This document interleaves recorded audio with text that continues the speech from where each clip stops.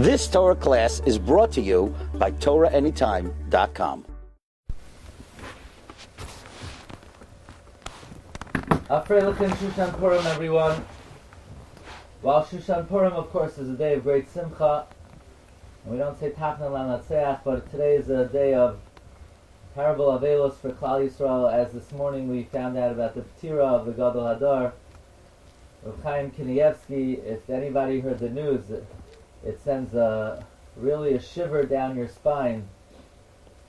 Living in such times where, of course, there's war in the world, and we have emunah shalema that our protection is the Adam kasher ke'etz, that our shmira are the Gdolei Yisrael. Umi lanu gadol me'er Chaim Kanievsky, that everybody felt that being to be zoicha, to have him in our generation. I mean, it's a hafla of a fella that HaKadosh Baruch Hu should planted someone like Reb Chaim Kanievsky in our dar achroin.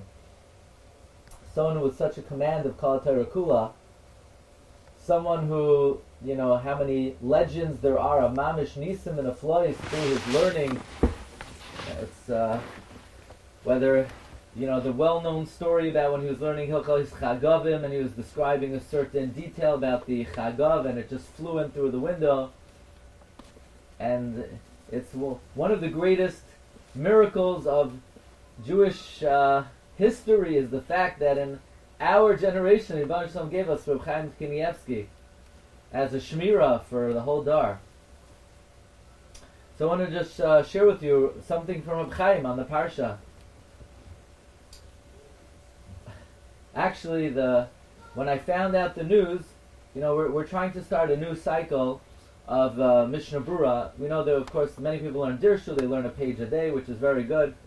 I'm always into learning slower. I think that the learning only registers on your mind if you really understand it. But anyway, the Dirshu is wonderful. We wanted to start Daf HaShavua, the same way we're learning in Gemara. So one of the suggestions was, and I mamish wrote this, and then I found out the news, that we should learn a blot a week, and then we should review it with the Shoyna Halachas of Reb Chaim Kanievsky. You know, Reb Chaim Kanievsky wrote basically a kitzer of the Mishnah Brura called Shoyna Halachas, where he's makatzer all the relevant halachos in Mishnah Brura. Reb Chaim Kanievsky wrote many svarim. He wrote a sefer on Hilchos Egla Arufa, Nachal Eson, a massive sefer just on Hilchos Egla Arufa. You know, we just finished the Yom Tif of Purim. So, Chaim Kanievsky wrote a sefer, Pas Shegen HaKesav, which is the halachos of tattoos. Chaim Kanievsky has a sefer on Hilchos tattoos. Chaim Kanievsky, I have it right here, he has a sefer on grasshopper, on locust. It's called Karnei Chagavim. One of my favorite svarim, Reb Chaim Kanievsky, we're learning Orchos Chaim of the Rosh now. Reb Chaim Kanievsky has a perush on the Orchos Chaim of the Rosh. Chaim Kanievsky has a perush on the Brisa of Brisa de Melachas HaMishkan. Chaim Kanievsky has a perush on Raziel HaMalach. You know that little thing that people keep in their pocket as a shmira? Reb Chaim, people think it's like a hocus.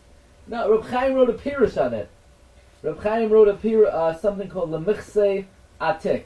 Lemichse Atik is anything in the Chumash or in the Nivim and Ksuvim that's unclear and it doesn't say who it is.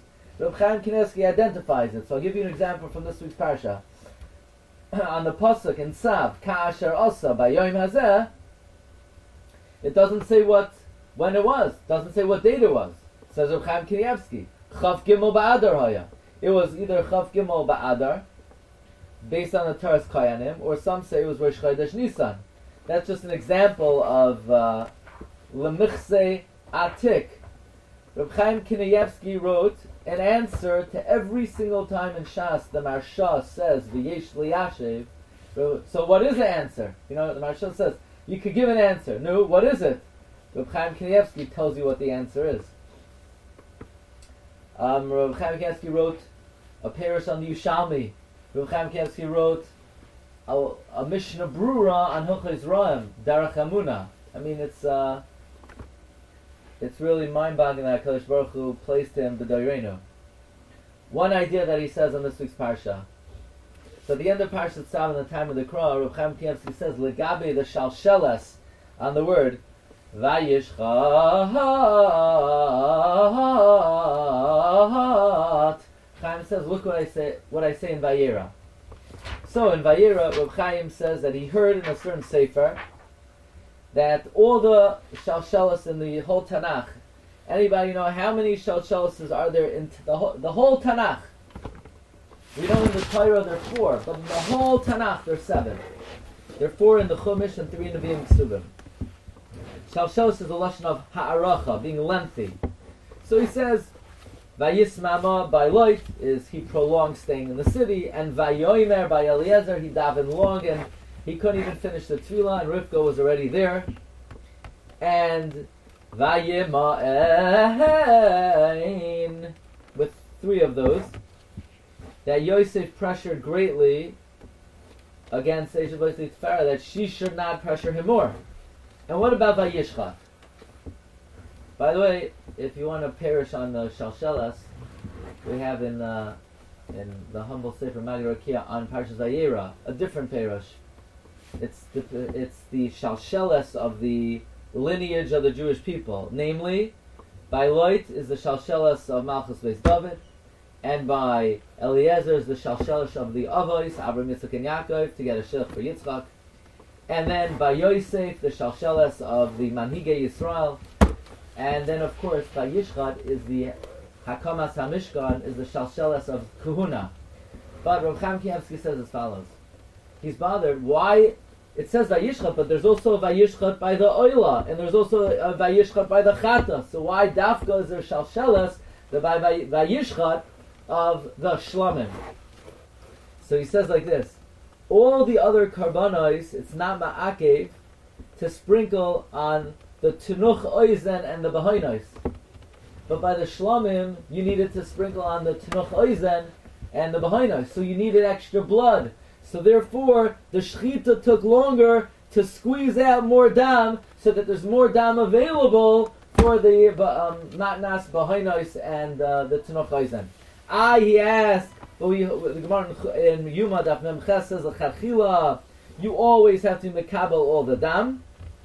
The Meiri says that l'chadchila is only midrabana, but midoraisa you don't need to squeeze out all the blood.